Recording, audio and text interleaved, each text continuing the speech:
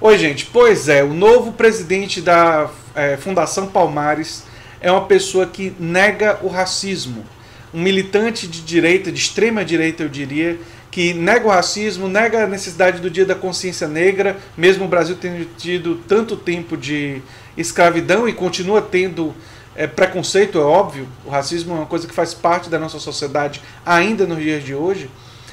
E ele nega tudo isso, né? E felizmente o PSOL se colocou para tentar parar a sua nomeação. Ele está nomeado pelo secretário especial da Cultura, Roberto Alvim, aquele mesmo que atacou a Fernanda Montenegro, né? E nós vamos falar sobre isso no vídeo de hoje. Se você chegou agora, o canal é Nova Máquina do Tempo, meu nome é André Teixeira Jacobina e a gente fala sobre política, ciência e filosofia. Tem a sessão de diálogos, o Filosofia Popular. Se você gosta do que a gente faz, já sabe o que fazer. E tem links das nossas redes sociais, do nosso apoio no comentário fixado. Então vamos direto para a notícia, né? O PSOL solicitou a anulação da nomeação do jornalista Sérgio Nascimento de Carvalho para a presidência da Fundação Palmares em um recurso apresentado ao PGR na quarta-feira, esse dia 27. Né? No documento, os 10 deputados federais do partido afirmam que a escolha de Camargo para o cargo é absolutamente antijurídica e contrária ao interesse público, uma vez que sua trajetória historicamente é radicalmente contrária aos interesses que a Fundação busca defender. Né? E que interesses são esses? Né? A Fundação, eu fui procurar, vinculada ao Ministério da Cultura, tem como missão reforçar a cidadania, a identidade e a memória dos segmentos étnicos dos grupos formadores da sociedade brasileira, além de fomentar o direito de acesso à cultura e a indispensável ação do Estado na preservação das manifestações afro-brasileiras. Mas e o tal do Sérgio Nascimento de Camargo? Bem, ele se define contrário ao vitimismo e ao politicamente correto, nega a existência do racismo, condena datas como Consciência Negra, e ele fica ainda debochando de termos racistas e tudo mais. Né? Pois bem, ele foi indicado pelo Roberto Alvim, como eu já tinha comentado, né? E na Secretaria de Fomento e Incentivo à Cultura, o órgão responsável pela aplicação da Lei Rouanet, assume Camilo Calendrelli, ou seja, várias mudanças estão acontecendo na cultura, né? No lugar do José Paulo Martins, que por sua vez vai para o cargo de Secretaria Especial adjunto da Secretaria Especial da Cultura, né? Enfim, eles estão mudando um monte de gente aí, botando o pessoal mais alinhado com o perfil cristão conservador, né? Diferentemente do perfil mais técnico dos antigos secretários. Bem, gente, nós estamos diante de uma avalanche de pessoas ultraconservadoras assumindo esses cargos, gente que não tem nenhuma identificação com a luta histórica da Fundação Palmares, né? Pessoas que se alinham mais historicamente ao Uncle Tom, ou a expressão que foi utilizada já por Ciro Gomes, deu até um processo para ele quando ele chamou o Holiday de Capitão do Mato, que aliás é a expressão utilizada pelos movimentos negros para se referir a figuras como Sérgio Nascimento e outros. E o que ele está querendo dizer com isso é que são pessoas que, embora negras em termos de cor, defendem os interesses e os valores dos brancos. Quer dizer, se trata de uma crítica política. Né? Se trata de uma crítica política que foi já utilizada, inclusive, pelos movimentos negros. Eu acho interessante que as pessoas que são acusadas disso nunca processam o movimento negro pela mesma crítica. Porque se fosse racismo, essa é uma coisa que eu sempre achei curiosa, né? Se fosse racismo, por que não processar também o movimento negro que chama eles disso? Talvez porque isso deixaria claro que se trata de uma crítica política e não de racismo. Então eles se recusam a fazer isso com relação aos negros que chamam eles de Capitão do Mato, ou de Uncle Tom, para quem não sabe, é uma referência aos Estados Unidos, que é o negro de dentro de casa que apoia os brancos e não absorve os valores da defesa pela libertação dos negros. Tem um filme, o Django, né, do Quentin Tarantino, que tem esse personagem interpretado pelo, se não me engano, é o Samuel L. Jackson, que interpreta ele, ou é um outro ator, não me lembro. Mas tem um personagem no filme Django que expressa um pouco disso que nós estamos falando aqui. Eu acho que a atitude do PSOL é absolutamente precisa. Aliás, aqui vai um elogio ao PSOL. Eu acho que é o partido que tem sido mais, assim, ele está na vanguarda das críticas a esses aspectos, né? Tanto a excessos de autoritarismo, o tal do excludente de licitude e tudo mais. Ele tem sido o partido que tem se posicionado mais rapidamente nesses casos, e também nos casos envolvendo questões culturais e preconceitos e tudo mais. Ele tem sido o partido que tem se posicionado de forma mais enérgica e mais rápida, né? Então aqui vai um elogio ao pessoal pela velocidade com que ele se posicionou. Sobre o caso em si, não há nenhuma surpresa. Nós estamos falando de um cargo que é nomeado. Se é nomeação, a gente meio que sabia que Bolsonaro iria nomear, e sua equipe, né, iria nomear pessoas desse tipo. Não há surpresa absolutamente nenhuma. E eu acho que algumas pessoas têm um discurso, eu estava refletindo sobre isso esses dias, que isso é distração e o que a gente deve focar é exclusivamente na agenda econômica. E outras pessoas dizem assim, não, isso é uma coisa assim de muita gravidade, a gente não pode de forma nenhuma abdicar de criticar esses aspectos. Eu acho que o momento político ele é tão grave que a gente tem que ter a habilidade de... Bernie Sanders usou uma expressão recentemente, mastigar chiclete e andar ao mesmo tempo. Ou seja, você não pode se focar só em uma coisa.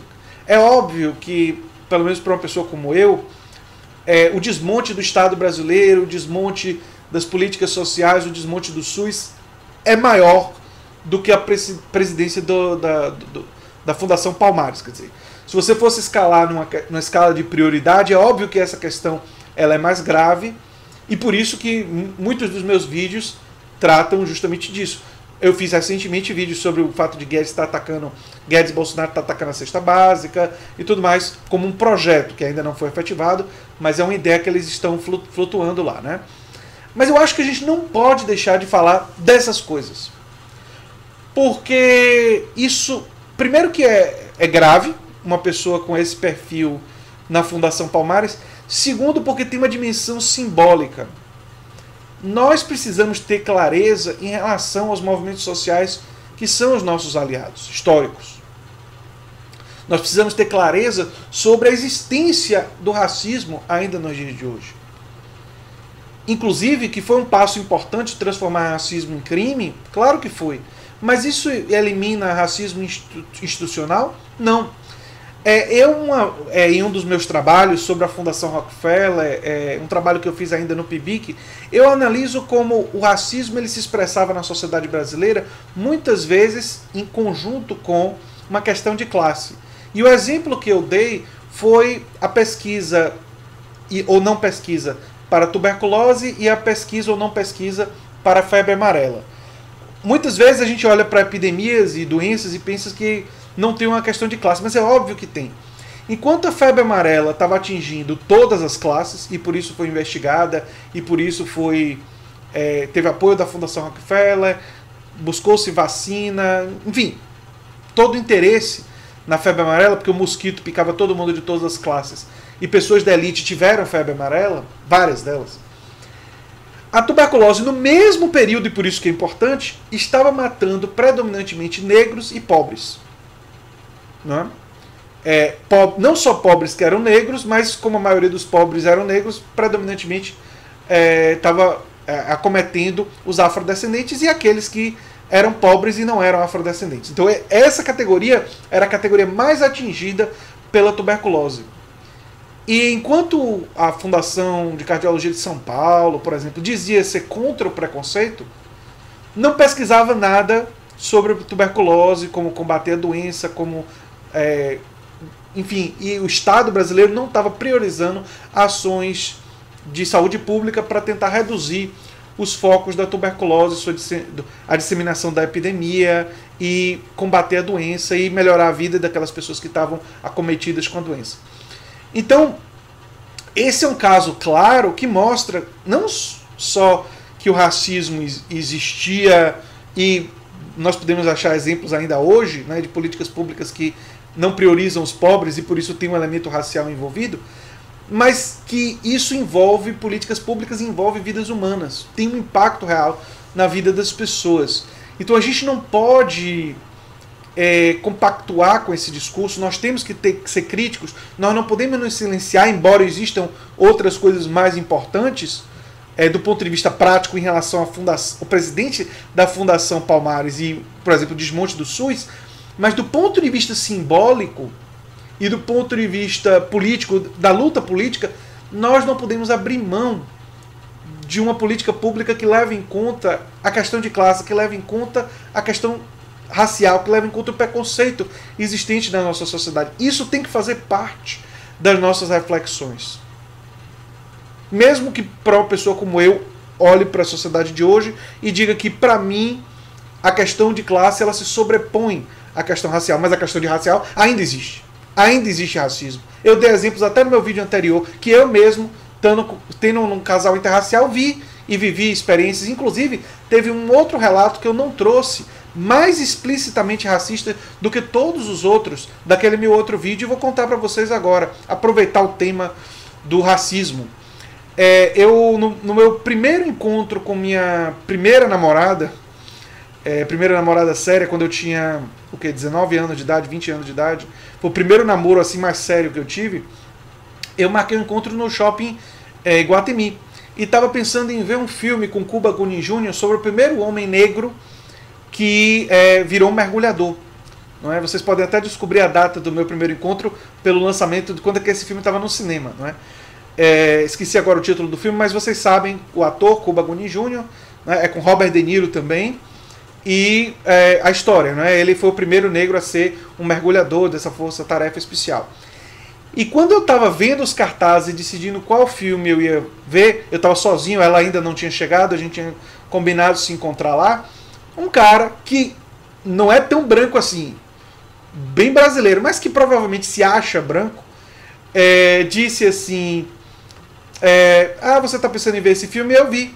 Aí eu, E é legal? Ele diz, é muito bom, é interessante e tal, tem toda aquela coisa do negro que teve que estudar muito para poder fazer parte dos mergulhadores, né? Como algumas coisas indicam, né? Os negros, ele dizendo, os negros não são tão inteligentes e para eles é mais difícil e tal. E eu ouvindo aquilo dali e pensando, velho, você tá destilando esse racismo aqui. E eu tive que me controlar. Isso, minha namorada, que ainda não era namorada, mas no primeiro encontro, que é claramente negra, estava para chegar. Eu imaginei até ela vendo essa cena, né, eu falando com ele. E aí eu disse assim para ele, não, você está equivocado, não existem evidências científicas de divergência de inteligência. Inclusive, um dos baianos mais inteligentes de todos os tempos, Juliano Moreira, era negro. Então, não tem essa de... O que você está dizendo não se sustenta. Eu acho até que eu fui muito educado perante o que ele falou. Eu fiquei com vontade, e aí ia dar confusão, que se eu dissesse assim para ele, e você se acha branco, Porque eu tenho notícias para você sobre isso. Eu fiquei com vontade de provocar ele, né? Naquele racismo absurdo que ele demonstrou, mas eu me controlei e, enfim, só dei essa dura do ponto de vista científico, acadêmico e tal. Até porque eu não conhecia o cara e, enfim, estava mais preocupado era com o meu primeiro encontro com aquela que viria a ser a minha primeira namorada, né? O primeiro namoro mais sério. E aí eu contei pra ela que isso aconteceu antes, ela deu boas gargalhadas da minha resposta e disse assim que eu fui muito bem e tal. Na verdade ela chegou a ver o cara, ele teve um momento de constrangimento, tipo, ela chegou, ele viu que eu, segundo para ele, provavelmente um branco, né, tava saindo com uma mulher negra e ficou totalmente constrangido e saiu do lugar. Se vocês vissem a cena, eu acho que vocês também iriam rir bastante. Ou ficar com tanta raiva quanto eu fiquei naquela hora. Ainda bem que eu me controlei, porque estava num lugar público e estava lidando com um racista que eu não conhecia, né? Mas enfim, não só o racismo ele existe, é um absurdo esse presidente da Fundação Palmares agora, indicado, né? Esse ocupante do cargo, dizer que não existe, como é importante que nós temos que fazer uma luta contra isso pelos motivos que eu elenquei, porque envolve políticas públicas, porque envolve uma dimensão simbólica, porque tem muito envolvido nessa luta, e nós temos que ter uma capacidade de lutar pelas questões econômicas, priorizar e dinamizar a questão de classe, mas não podemos negligenciar esses outros aspectos que estão interrelacionados, que estão imbricados, que não são, por mais que academicamente algumas pessoas precisem separar em determinados momentos, na realidade eles não se encontram separados. Na realidade, eles se encontram interrelacionados. E isso é fundamental ter essa clareza. Enfim, era o que eu tinha para dizer sobre esse assunto. Se você gosta do que eu faço aqui no canal Nova Máquina do Tempo, se inscreva, dê um like e quem sabe se torne um apoiador do canal. Um abração e até o próximo vídeo. Tchau, tchau.